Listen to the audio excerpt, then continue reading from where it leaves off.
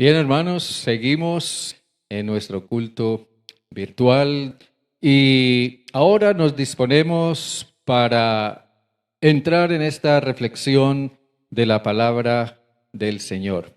Creemos que a pesar de las circunstancias en las que estamos, Dios sigue hablándonos, tiene una palabra para nosotros y que esa palabra viene para consolarnos, para restaurarnos, pero también para retarnos, para desafiarnos, para continuar en lo que es la misión que Él le encomendó a la iglesia, a pesar de lo limitadas que estén las condiciones en las que nosotros nos estemos moviendo hoy en nuestra vida, en este tiempo tan complicado para muchas personas y también para la iglesia.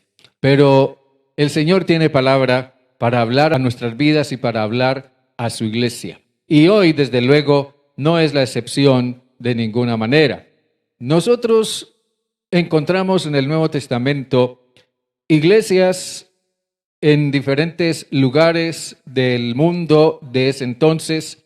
Encontramos iglesias de diferentes condiciones, de diferentes características, en diferentes contextos, en situaciones muy diversas, pero allí donde quiera que estaba la iglesia, esa iglesia siempre estaba ante el reto de cumplir con la misión de Dios. Y yo quiero que esta mañana pensemos en la iglesia y su misión. Y la misión que la iglesia tiene hoy es una misión que no puede detenerse, que tiene que continuar, y por lo que como iglesia, primera iglesia bautista de Bucaramanga, tenemos que continuar orando y clamando delante del trono de Dios, es porque podamos volver otra vez a tener la libertad y la disponibilidad y la facilidad de congregarnos y continuar con la misión de la iglesia. Escribiendo a los tesalonicenses, el apóstol Pablo les dice, miren lo que les dice en el capítulo 1, en los versículos del 2 hasta el 10. Dice, damos siempre gracias a Dios por todos vosotros, haciendo memoria de vosotros en nuestras oraciones, acordándonos sin cesar delante del Dios y Padre nuestro de la obra de vuestra fe, del trabajo de vuestro amor y de vuestra constancia en la esperanza en nuestro Señor Jesucristo. Sabemos, hermanos amados de Dios, que Él os ha elegido, pues nuestro evangelio no llegó a vosotros en palabras solamente, sino también en poder, en el Espíritu Santo y en plena certidumbre. Bien sabéis cómo nos portamos entre vosotros por amor de vosotros. Vosotros vinisteis a ser imitadores nuestros y del Señor, recibiendo la palabra en medio de gran tribulación, con el gozo que da el Espíritu Santo. De esta manera habéis sido ejemplo a todos los creyentes de Macedonia y de Acaya, porque partiendo de vosotros ha sido divulgada la palabra del Señor, y no solo en Macedonia y Acaya, sino que también en todo lugar vuestra fe en Dios se ha extendido, de modo que nosotros no tenemos necesidad de hablar nada. Ellos mismos cuentan de nosotros cómo nos recibisteis y cómo os convertisteis de los ídolos a Dios, para servir al Dios vivo y verdadero y esperar de los cielos a su Hijo, al cual resucitó de los muertos, a Jesús, quien nos libra de la ira venidera. Permítanme orar y pedir la guía y la dirección del Espíritu de Dios en esta mañana. Padre bueno, seguimos en tu presencia y te alabamos. Y te damos gracias por este hermoso día. Señor Dios, gracias por todas las personas que nos acompañan hoy, aunque virtualmente, pero sabemos que están con nosotros espiritualmente. Que tú bendigas, Dios, a cada quien que en su respectivo lugar está conectado a esta transmisión, ha participado de este tiempo de alabanza y ahora podemos compartir esta reflexión de tu santa palabra. Que esa palabra nos edifique, nos bendiga a todos, porque lo necesitamos hoy inmensamente. Pero necesitamos también pensar, Señor Dios, en lo que como iglesia tenemos encomendado como misión para lo cual tú nos pusiste en donde estamos. Háblanos por tu palabra esta mañana. Tu Santo Espíritu la ilumine en nuestros corazones y que tu palabra haga en nosotros lo que tú quieres. En el nombre de Jesús. Amén y amén. Siempre son llamativas o son llamativos los fenómenos arqueológicos que muchas veces vemos en diferentes aspectos de la historia. Fenómenos arqueológicos como unas ruinas antiguas o ciudades antiguas o quizás evidencias de ciertas costumbres sociales antiguas, pero también son inquietantes y muy interesantes las huellas que en algún momento algo o alguien marcó sobre una superficie y que todavía permanecen ahí. Hay evidencias científicas, como las que vemos en las diapositivas, de lugares en donde se plasmaron diferentes tipos de huellas. Un lugar por donde pasó algún tipo de animal de hace mucho tiempo. Un lugar donde se puede evidenciar huellas humanas. Obviamente, seres humanos caminaron en algún momento por allí y lo hicieron en un momento en que, bueno, quizá la superficie era moldeable y dejaron allí plasmadas sus huellas. Lo más interesante de esto es que con todo y los cientos o miles, algunos hablan de millones de años, que esas huellas fueron plasmadas allí, todavía hoy permanecen. Todavía están allí esas huellas. Y están comunicando en alguna manera un mensaje, están diciéndonos algo, están haciéndonos reflexionar acerca de algo y nos llaman poderosamente la atención. Bueno, la iglesia de Tesalónica fue una iglesia muy especial. Estaba en una ciudad llamada Tesalónica, que pertenecía a la provincia de Macedonia. En ese tiempo, la provincia de Macedonia, que todavía existe hoy día, era como, por decir, Santander del Norte y Acaya, Santander del Sur, o Santander. La ciudad de Tesalónica todavía existe hoy en día. Es en realidad hoy una gran metrópoli, una ciudad sumamente turística y bastante progresiva. Pero lo interesante es que la iglesia de Tesalónica ya no existe. La iglesia a la que Pablo le escribió ya no existe. Solo quedó la ciudad con el nombre que ha llevado por toda la historia. Sin embargo, la iglesia que hace 2000 años o más existió en esa ciudad dejó una huella sumamente imborrable. ¿Por qué? Porque la iglesia de Tesalónica fue un ejemplo y dejó con su ejemplo una huella imborrable que plantea para nosotros hoy en día un reto digno de imitar. Si nosotros miramos la iglesia de Tesalónica tal y como la conoció Pablo y que impactó tanto su propio corazón y al punto de dejarnos evidencia en la epístola a los tesalonicenses acerca de esa iglesia, es algo que hoy debiera hacernos pensar, hacernos reflexionar, hacernos meditar en lo que es la fidelidad al cumplimiento de la misión de Dios dada a la iglesia.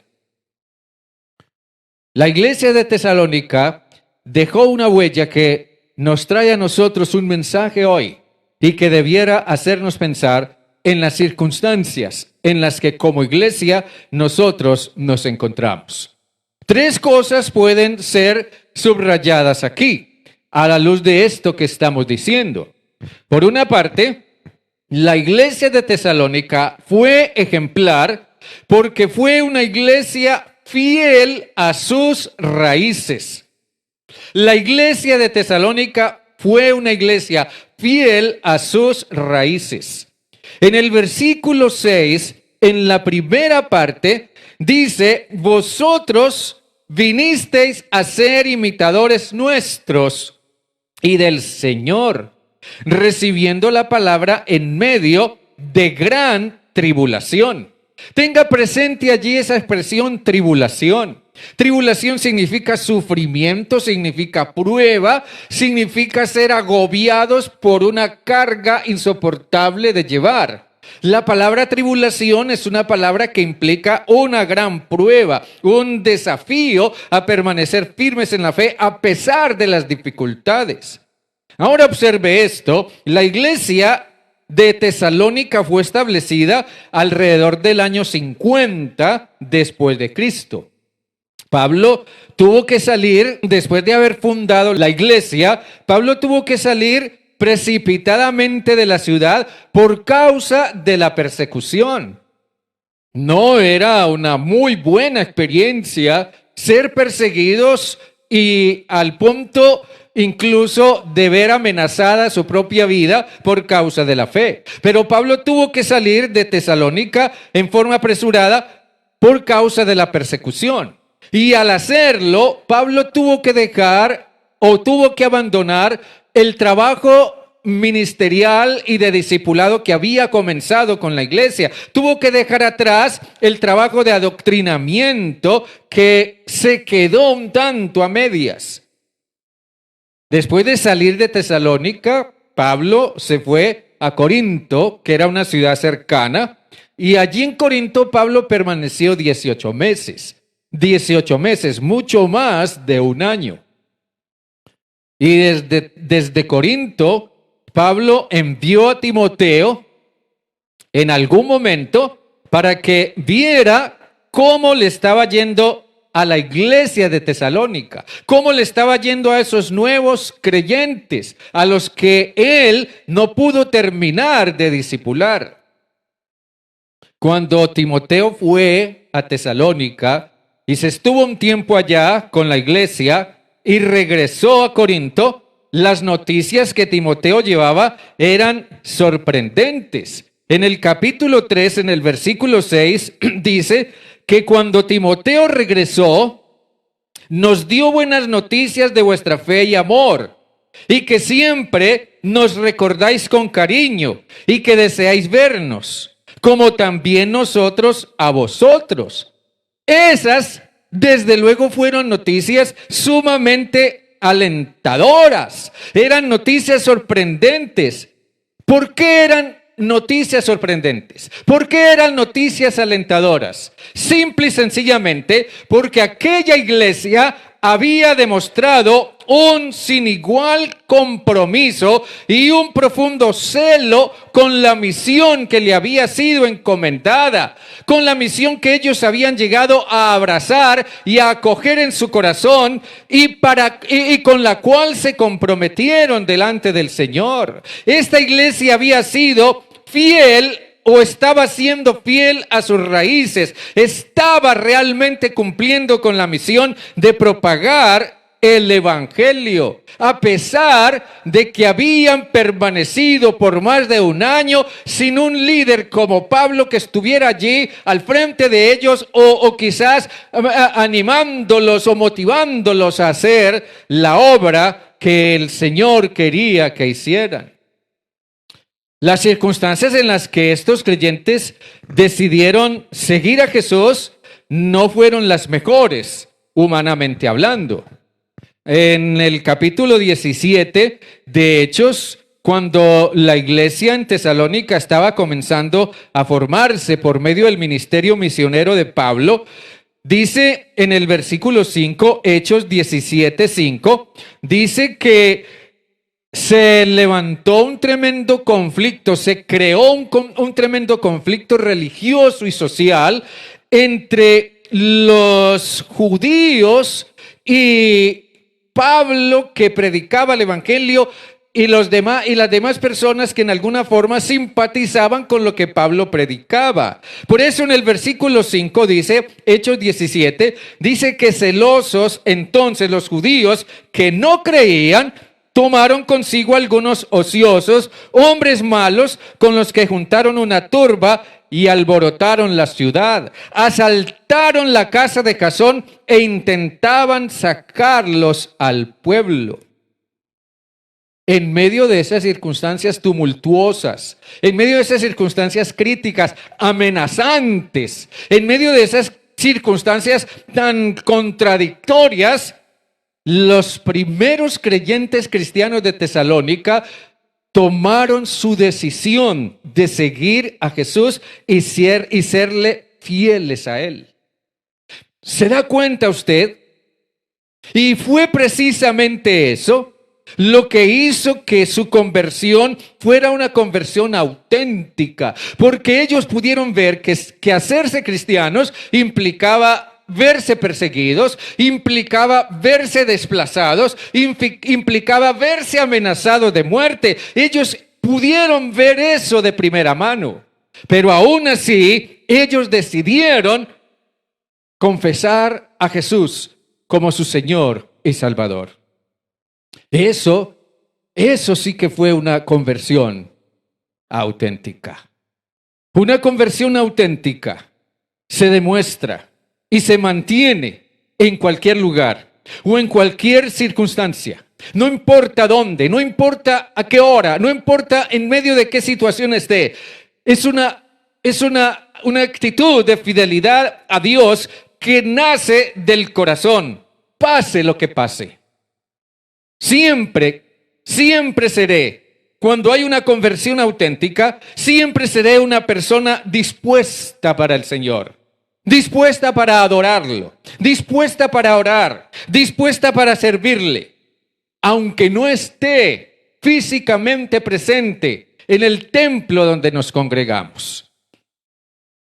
Cuando estoy en la casa, es importante que esté lo suficientemente dispuesto de corazón para adorar a Dios, para alabarle y para ser reverente delante de Él.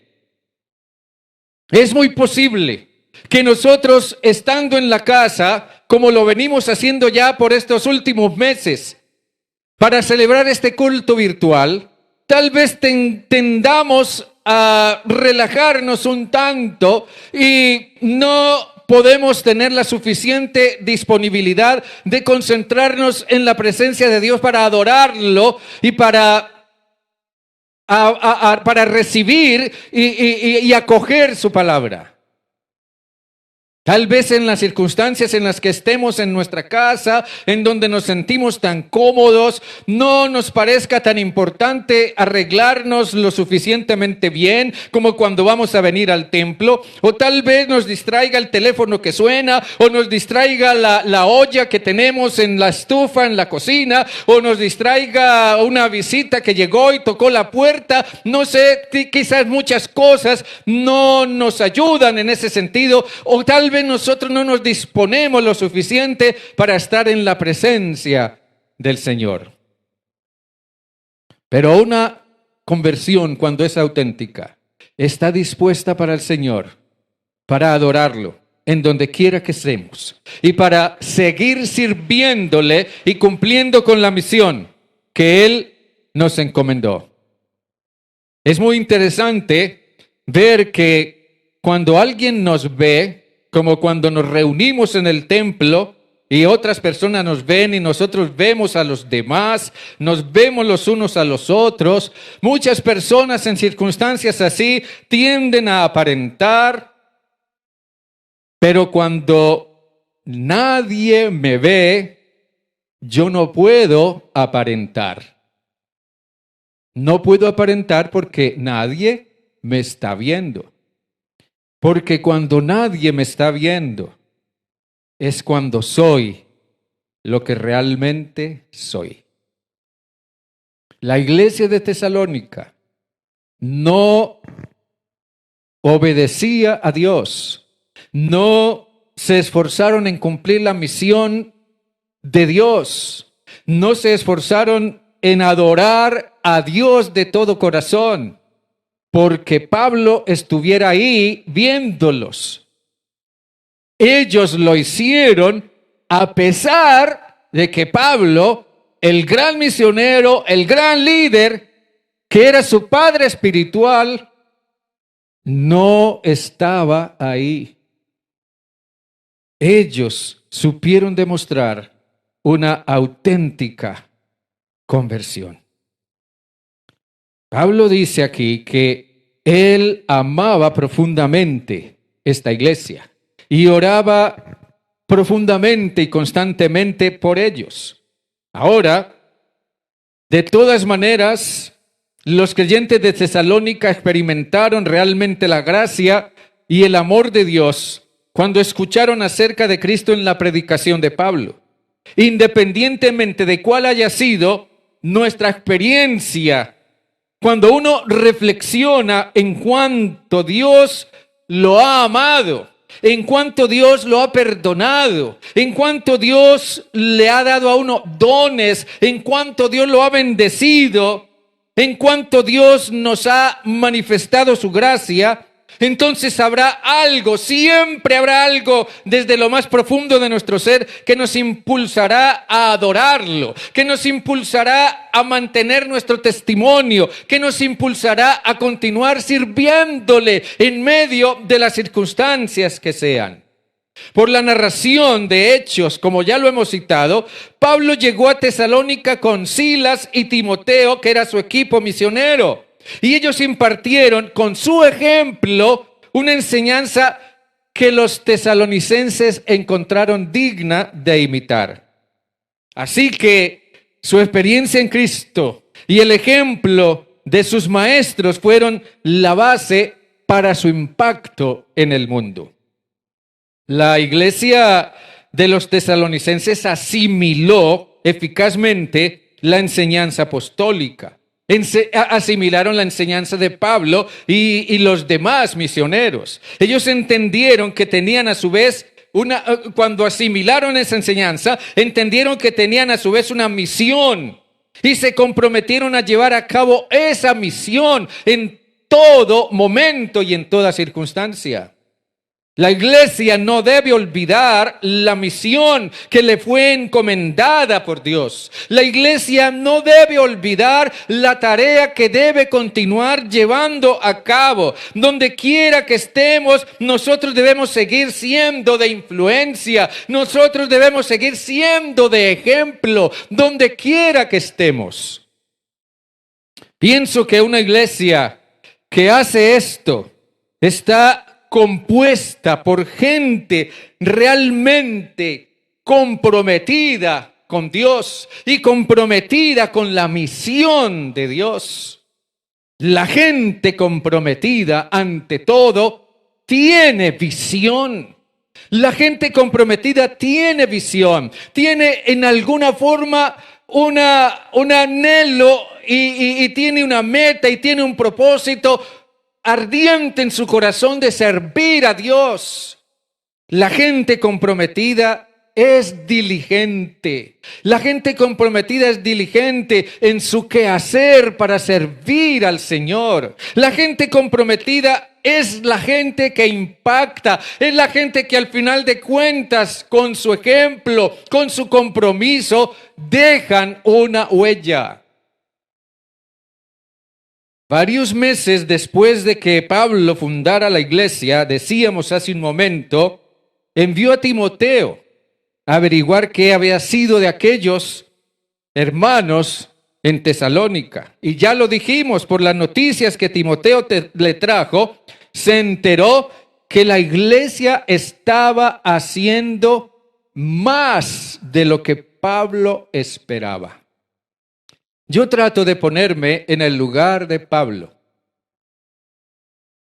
Tuvo que salir de Tesalónica, una iglesia, y dejar la iglesia que estaba apenas comenzando a ser formada. Eran creyentes cristianos muy superficiales quizás todavía en cuanto a su formación espiritual.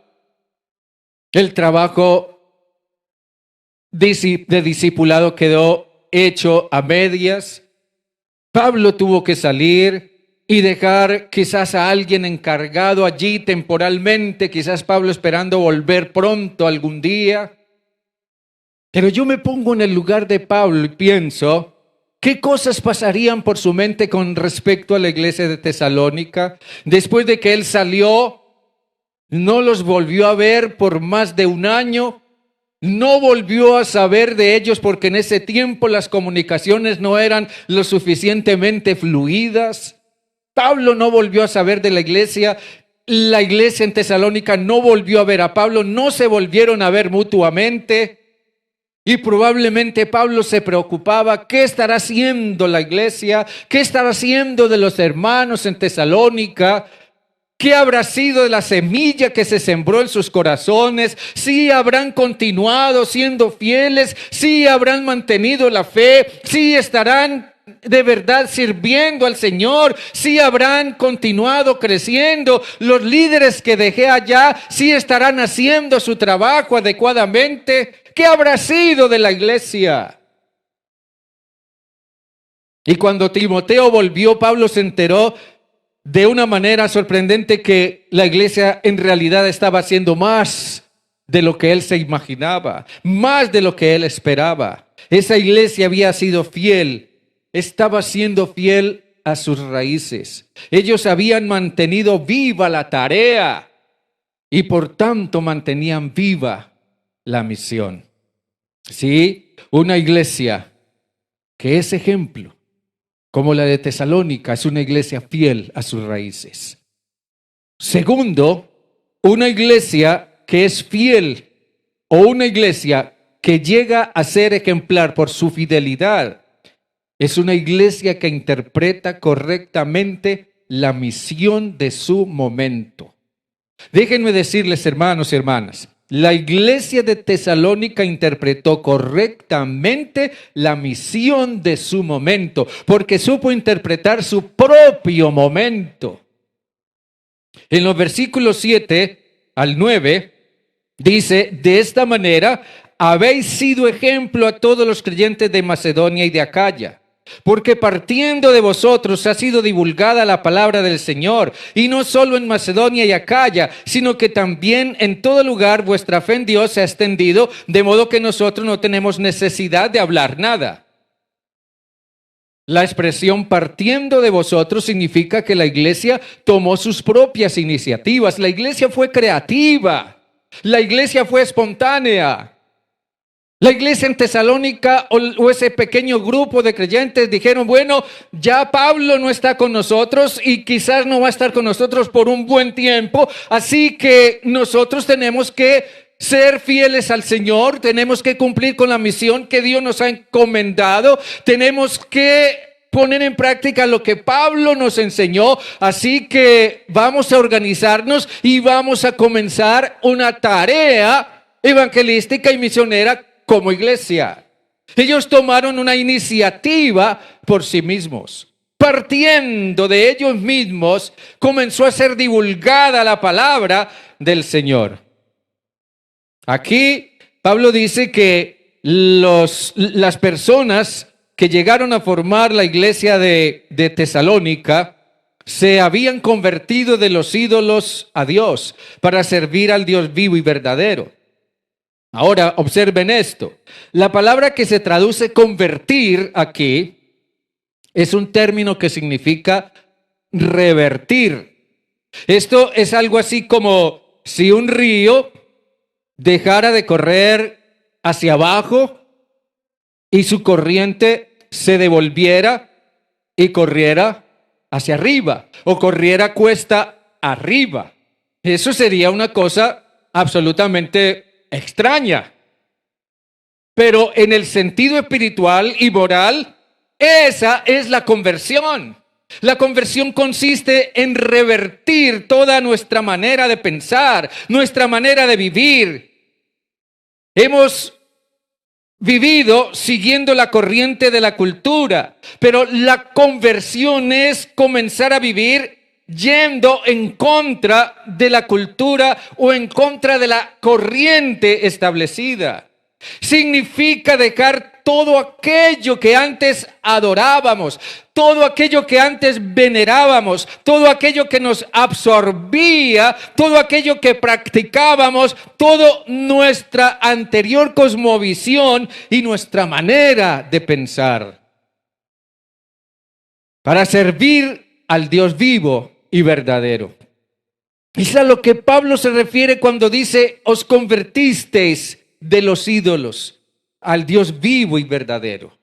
Y la referencia que Pablo hace a los ídolos implica la clase de religión y la vida moral que estas personas practicaban. Generalmente los cultos a los ídolos paganos o a los dioses paganos involucraban una conducta y un estilo de vida profundamente inmoral. Así que, siguiendo las enseñanzas que Pablo les había dado a estas personas, ellos se convirtieron a Dios, y la conversión de estas personas, por tanto, llegó a ser un milagro. Y por la enseñanza que recibieron, y cuando las aplicaron de manera práctica, ellos se convirtieron en un ejemplo. Esta iglesia, que no era perfecta, esta iglesia que era una iglesia sencilla, una comunidad absolutamente común y corriente, compuesta de personas comunes y corrientes, una iglesia quizás numéricamente pequeña, una iglesia de quizás un bajo perfil, pero esta iglesia, con ser lo que era, asestó un golpe sobre la cultura de su época, dejando una huella imborrable que Pablo plasmó en esta epístola y que llega para nuestro conocimiento hoy y nos trae a nosotros un mensaje y un reto inmensamente grande. Esta iglesia se convirtió para llegar a ser instrumentos de contracultura. Y cuando hablo de contracultura, me refiero a que estas personas asumieron valores y principios morales completamente contrarios a los antivalores de la cultura a la que antes habían pertenecido. Por eso se convirtieron en un ejemplo, para poner en evidencia los errores y el pecado moral de su sociedad. Hay dos cosas que esta iglesia hizo a raíz de su conversión. La primera, dice Pablo, tomando una iniciativa propia, comenzaron a divulgar la palabra del Señor. Pablo no tuvo que estar ahí para decirles: evangelicen, hagan algo para que las demás personas conozcan la palabra o conozcan de Cristo, o para que tomen una decisión por Cristo. Hagan algo. Pablo no estaba ahí ya para, digámoslo, empujarlos. Ellos, por iniciativa propia, comenzaron a divulgar la palabra del Señor. Y otra cosa que hicieron a raíz de eso fue extender la fe. La fe en Cristo, la fe cristiana, basada en el conocimiento de los hechos y las verdades del Evangelio, comenzó a extenderse. Comenzó a extenderse por todas partes. Y Pablo dice que partiendo de ellos fue divulgada la palabra del Señor, no solo en Macedonia y Acaya, sino que también en todo lugar su fe en Dios se extendió, se dio a conocer. Hermanos, hermanas, los tiempos que vivimos hoy no son para nada agradables. Y yo creo que tenemos que ser realistas. Estas circunstancias que estamos viviendo ahora no son para nada agradables en muchas cosas. Para los seguidores de Jesús, para quienes seguimos a Jesús, estas circunstancias son una dura prueba.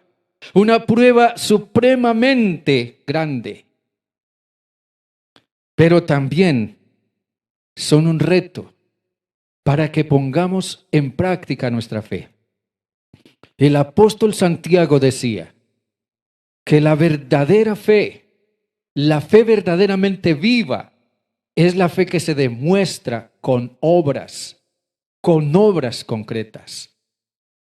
Santiago dice, nadie puede decir que tiene fe si no lo demuestra por medio de sus obras. Porque el que no obra, la fe que no obra, es una fe que está muerta. Y nosotros debiéramos revisar eso. La iglesia de Tesalónica fue una iglesia que demostró por medio de obras su fe, esa fe viva que ellos tenían. En el versículo 3, Pablo dice que él se acordaba de la iglesia y de la obra de su fe. Versículo 3 dice, acordándonos sin cesar delante del Dios y Padre nuestro de la obra de vuestra fe, del trabajo de vuestro amor y de vuestra constancia en la esperanza de nuestro Señor Jesucristo. La fe verdadera, la fe auténtica, es una fe que obra, es una fe que se expresa y se demuestra a través de obras. Por eso estos tiempos que vivimos, más allá de ser una dura prueba, son también un reto a la fe viva, a la fe que tiene que estar dispuesta a obrar. ¿Por qué? Porque nosotros estamos en medio de unas circunstancias en las que, si bien no nos estén siendo muy cómodos o cómodas o agradables a nosotros en lo personal, están siendo también muy difíciles para otras personas, porque mucha gente está sufriendo. La gente o la iglesia de Tesalónica entendió su momento histórico, entendió las circunstancias en las que estaba en ese momento. Ellos provenían de un mundo inmoral y estuvieron dispuestos a llevar la palabra a ese mismo mundo del cual ellos habían salido. Y esto nos enseña que la iglesia sigue siendo la esperanza para el mundo. ¿En qué sentido? Déjenme decírselos así. En el libro de los Hechos, en el capítulo 11, Lucas nos refiere que en un momento dado, un profeta llamado Agabo anunció que vendría una gran sequía que causaría una gran hambre en toda la región de Judea y aún en regiones circunvecinas. Y Lucas aclara que eso realmente se cumplió en los tiempos del emperador Claudio en Roma. Y estamos hablando de los años 41 o 50 en adelante, cuando se llevó a cabo esa sequía. Un fenómeno natural que trajo hambre, que hizo que mucha gente perdiera el trabajo, que no tuvieran recursos para vivir. Muchas familias se desintegraban por causa de esa circunstancia. Los grandes fenómenos naturales o los fenómenos de tipo sanitario que han azotado la humanidad siempre, aparte del gran número de víctimas que cobran, siempre van dejando tras de sí una inmensa estela de gente que sufre, de gente que ha perdido lo que tenía, de gente que no tiene con qué vestirse o qué comer, o no tienen lo suficiente para vivir, o no tienen con qué en alguna manera salir adelante. La iglesia de Tesalónica entendió su momento. ¿Por qué? Porque cuando se dio la sequía en Judea, Pablo fue uno de los que comenzaron una gran campaña para recolectar fondos para llevar a los creyentes cristianos de Judea. Y en la segunda epístola de los Corintios, Pablo anima a la iglesia de Corinto para que aporte para esa campaña, poniendo como ejemplo a las iglesias de Macedonia. Pablo le dice, hagan como hicieron las iglesias de Macedonia. Y Tesalónica era una iglesia de Macedonia. Por eso, esto nos enseña que la iglesia es la esperanza para el mundo. La sequía en el tiempo de Pablo fue aliviada por el ministerio de la iglesia. Yo creo que la iglesia, en el cumplimiento de su misión, hoy día, si tenemos la suficiente visión, si tenemos el suficiente compromiso, si tenemos la suficiente iniciativa, si tenemos la suficiente creatividad, nosotros podremos ser de mucha bendición para mucha gente que sufre, en tanto clamamos delante del trono de Dios. Y como dijera la iglesia en Jerusalén, las amenazas en medio de las cuales estamos en el mundo, se las dejamos a Dios, y la iglesia tiene que continuar proclamando la palabra, tiene que continuar cumpliendo con su misión. La misión de la iglesia nace a partir de una auténtica conversión, de una auténtica fe que está dispuesta a manifestar el carácter compasivo de Jesús. Nosotros podemos ayudar. Necesitamos ayudar a mucha gente quizás que está pasándola tal vez peor que nosotros. Y con eso mostrar el carácter de Jesús. Jesús dijo que si nosotros le damos a alguien que está en necesidad, aunque sea un vaso de agua, es como si lo estuviéramos haciendo con Él. Nosotros mostramos el carácter de Jesús cuando ayudamos. Entendamos nuestro momento, entendamos que aún nosotros somos llamados a cumplir con la misión de Dios en este momento. Y en tercer lugar, el tercer aspecto que subrayamos es que la iglesia de Tesalónica era una iglesia que tenía puesta su mirada en el galardón final. Una iglesia ejemplar es aquella que sirve al propósito de Dios en el mundo, pero mirando al galardón final que le será dado por Cristo Jesús.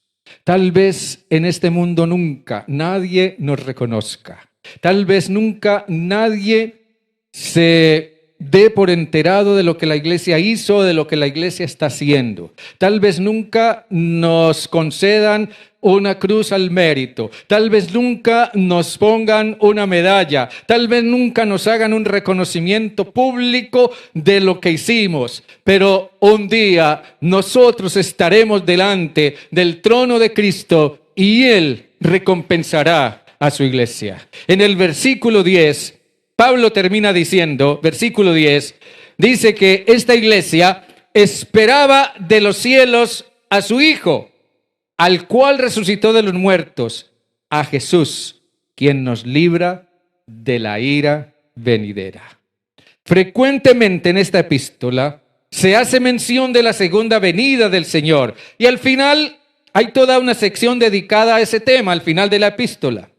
Este es un tema muy importante en la teología de Pablo y en todo el Nuevo Testamento, en lo que se relaciona con la segunda venida de Cristo y el galardón final.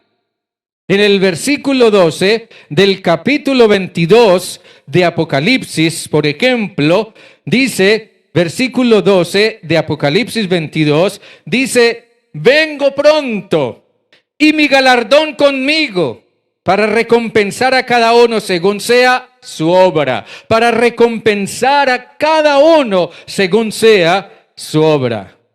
Y parece que esto llegó a ser también para la iglesia de Tesalónica una esperanza viva, motivante, una esperanza alentadora, una esperanza que los impulsaba a seguir y a continuar cumpliendo con la misión de Dios, de tal modo que esta expectativa que ellos tenían de que un día Jesús volvería y traería un galardón con él para recompensar a su iglesia, esa expectativa moldeó su estilo de vida y su ministerio.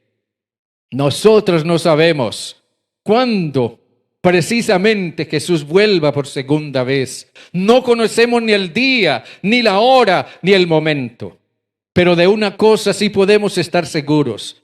Cada día que pasa, cada semana, cada año que pasa, estamos más cerca de que Jesús vuelva por segunda vez. Cada año que pasa, la segunda venida de Jesús está más y más cerca.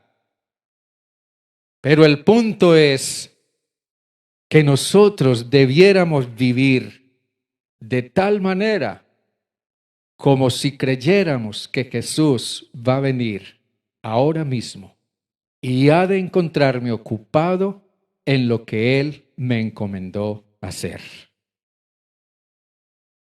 Esta iglesia se esmeraba en cumplir con su misión, porque tenía puesta su mirada en el hecho de que Jesús vendría por segunda vez y el galardón que traería con Él.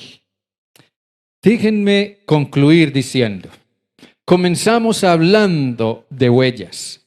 La iglesia de Tesalónica fue una iglesia ejemplar que con su ejemplo dejó una huella.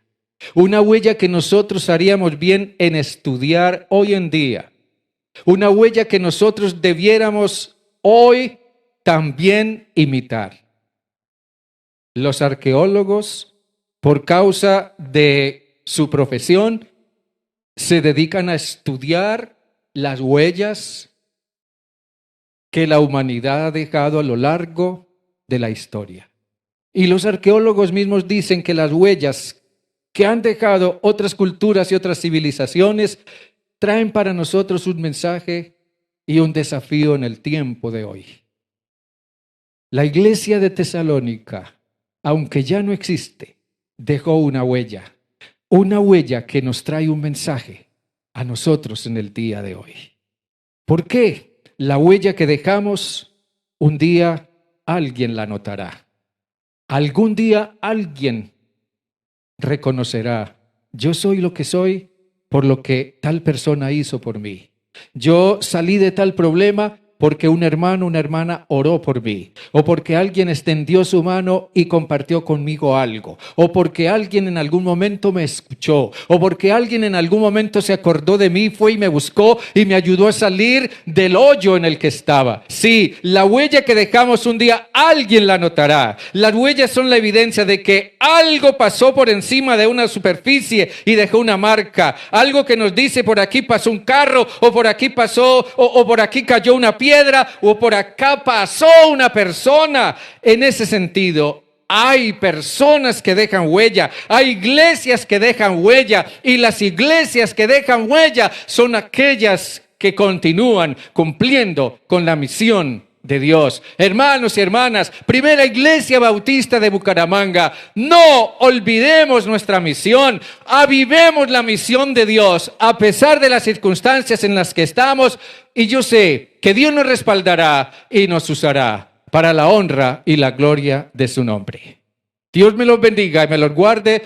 Déjenme orar y terminamos. Dios Altísimo, a ti sea, Padre, la honra y la gloria y la alabanza.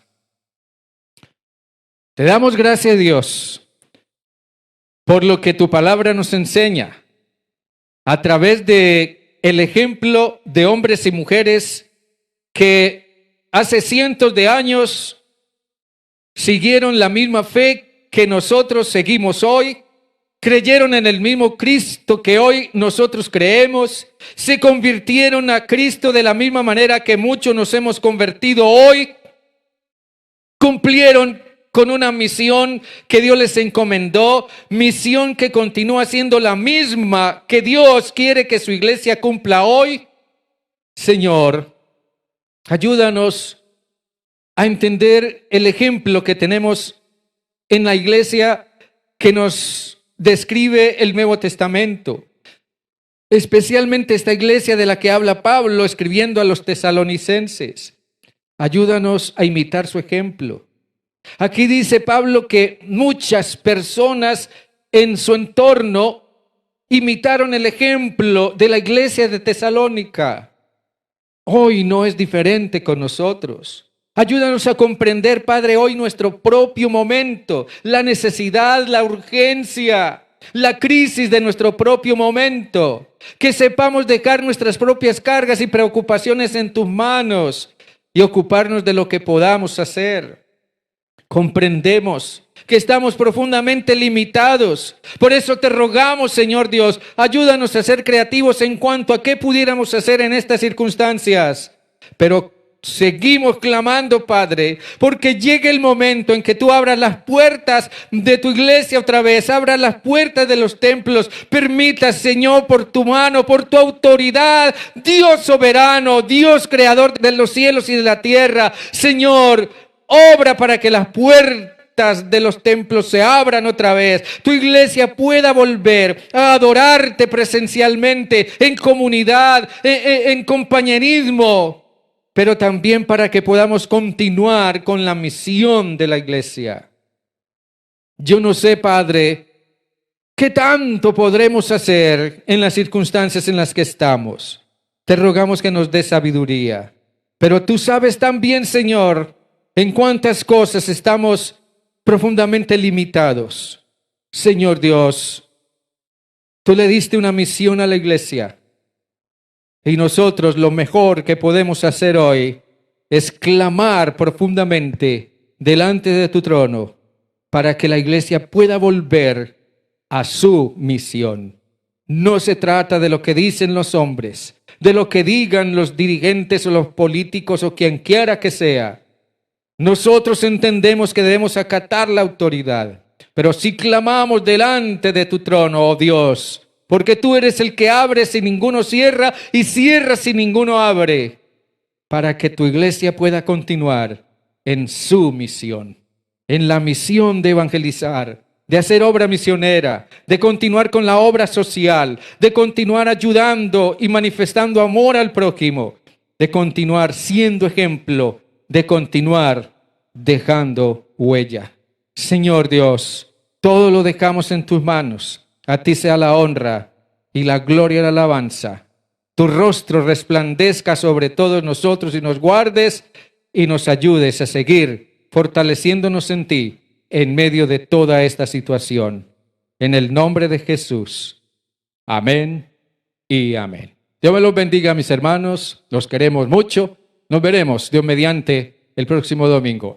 El jueves a las 7 en punto de la noche y el martes también en el tiempo de oración. Dios les guarde.